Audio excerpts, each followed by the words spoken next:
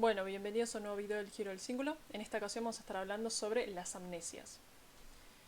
Bien, para arrancar, básicamente centrémonos un poco en la definición. Cuando hablamos de amnesias vamos a estar hablando de una alteración en la memoria que consiste, por un lado, en una dificultad patológica para adquirir nueva información.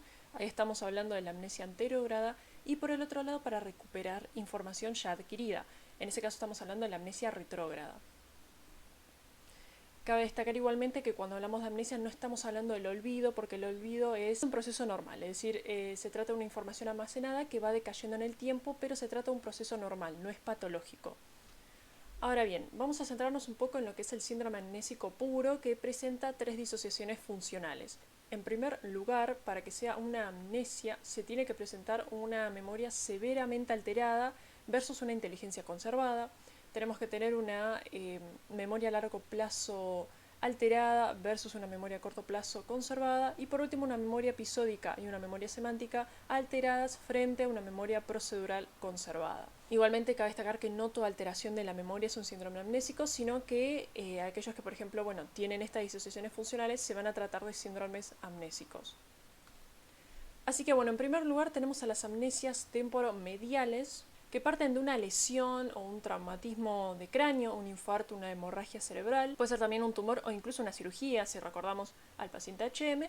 Básicamente una lesión una lesión bilateral del lóbulo temporal, es decir, de las regiones mediales del lóbulo temporal, como el hipocampo, la corteza ento y perirrinal, que básicamente produce una amnesia severa, y la característica principal, si recordamos por ejemplo al paciente HM, es la amnesia anterógrada, es decir, que tienen dificultades para adquirir nueva información, para almacenar nueva información. Por otro lado, también se trata de una amnesia global no restringida, en el sentido de que afecta a todas las formas de aprendizaje episódico, ya sea verbal, visual, auditivo, espacial, y básicamente los recuerdos episódicos a largo plazo previos a la alteración, al déficit, están conservados, excepto aquellos que se presentan capaz 2 años antes de la lesión o 1 año antes. Eso varía dependiendo del paciente. Pero hay un periodo de amnesia retrógrada que se produce de los recuerdos previo a la lesión. Y por último hablamos de una memoria de trabajo conservada.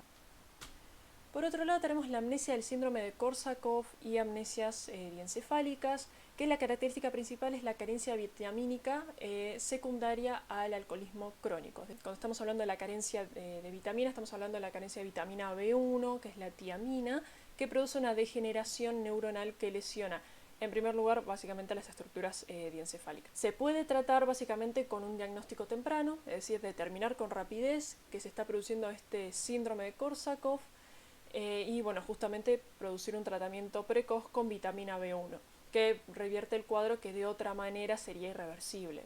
Y las características de este cuadro es que por un lado hay una severa amnesia anterógrada, y por el otro lado hay amnesia retrógrada, que es un poco más severa que las amnesias temporales mediales. Y otra característica fundamental es lo que se llama como fabulación de relleno, que el paciente olvida, por ejemplo, cosas que hizo, y trata como de fabular, trata como de llenar o rellenar esos acontecimientos con cosas inventadas. Por otro lado, cuando hablamos de amnesia, el síndrome de Korsakoff y amnesias diencefálicas, estamos hablando de lesiones en estructuras diencefálicas, como por ejemplo los cuerpos mamilares o el núcleo dorsomedial del tálamo.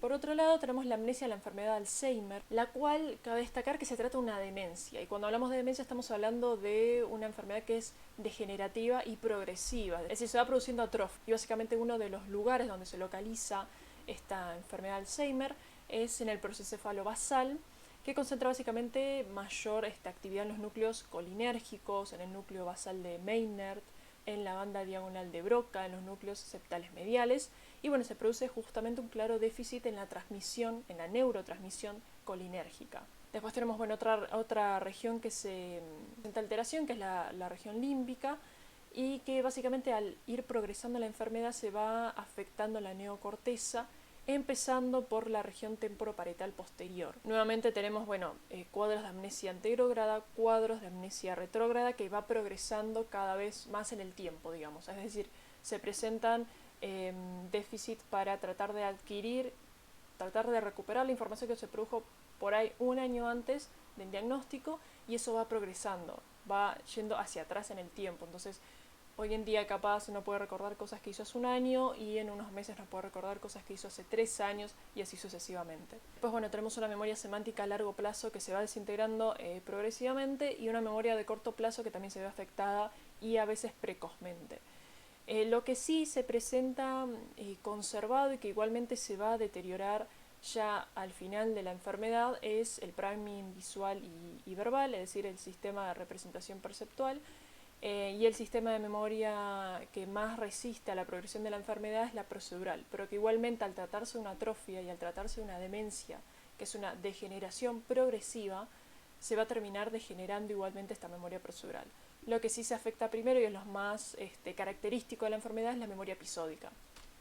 Bueno, por otro lado tenemos la amnesia por traumatismo de cráneo encefálico, o bueno, traumatismo encefalocraniano, la cual por un lado puede producir una pérdida de conciencia, un coma, de duración variable, es decir, depende de la severidad del traumatismo, y que luego del coma produce confusión y amnesia anterógrada. Es decir, el paciente no puede adquirir nueva información. La confusión lo que va comprometiendo es la atención y produce desorientación temporoespacial, y a veces estos pacientes presentan también un lenguaje incoherente con alteraciones del reconocimiento. Por ejemplo, no pueden reconocer a sus familiares. Este traumatismo también puede producir una amnesia retrógrada, que probablemente el paciente no recuerda lo que sucedió durante el día de la lesión, por ejemplo, o 2 días antes de la lesión. Y lo que se produce es un gradiente temporal, es decir, el paciente va recordando los recuerdos más viejos hasta los recuerdos más recientes, es decir, va de atrás hacia adelante.